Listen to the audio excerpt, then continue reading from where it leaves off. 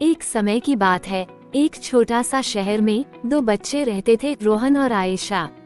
उन दोनों को जानवर बहुत पसंद थे और उनके घर के पास एक छोटी सी गली थी जहाँ कई आवारा जानवर रहते थे।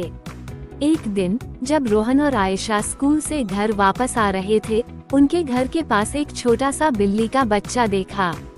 वो बिल्ली का बच्चा बहुत ही प्यारा और रोएंदार था, पर वो बहुत ही उदास लग रहा था। उसने अपनी माँ को खो दिया था और अब वह अपनी माँ को ढूंढने की कोशिश कर रहा था। रोहन ने आयशा से कहा, आयशा, हमें इस बिल्ली की मदद करनी चाहिए, ये बेचारा भटक रहा है।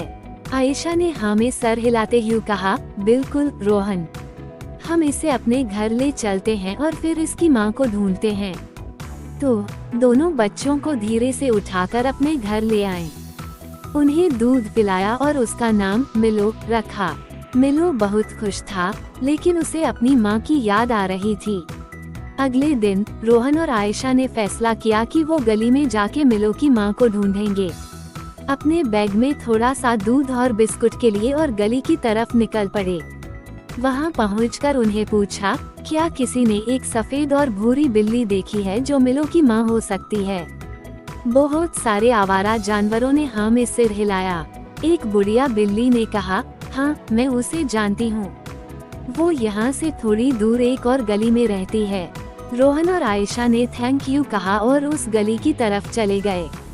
वहाँ जाके उन्हें देखा कि एक सफेद और भूरी बिल्ली अकेली बैठी है। उसे अप्रोच किया और धीरे से कहा, क्या आप मिलो की माँ हैं? वो बिल्ली तुरंत उठी और मिलो को देखने लगी। मिलो भी अपनी माँ को देखकर बहुत खुश हुआ। उस बिल्ली ने रोहन और आयशा को देखा और ऐसा लगा जैसे वो उन्हें धन्यवाद कह रही हो। रोहन और आयशा ने मिलो और उसकी माँ को वापस गली में छोड़ दिया, जहाँ दोनों खुशी से रहते थे। अपने जीवन में एक महत्वपूर्ण पाठ सिखाएं कि जानवर भी हमारे जैसे ही भावनाएं रखते हैं और हमें उनकी मदद करनी चाहिए। और इस तरह रोहन और आयशा ने एक छोटे से बिल्ली के बच्चे को उसकी माँ से मिलकर अपनी दुनिया को थोड़ा और प्यारा बनाया। समाप्त।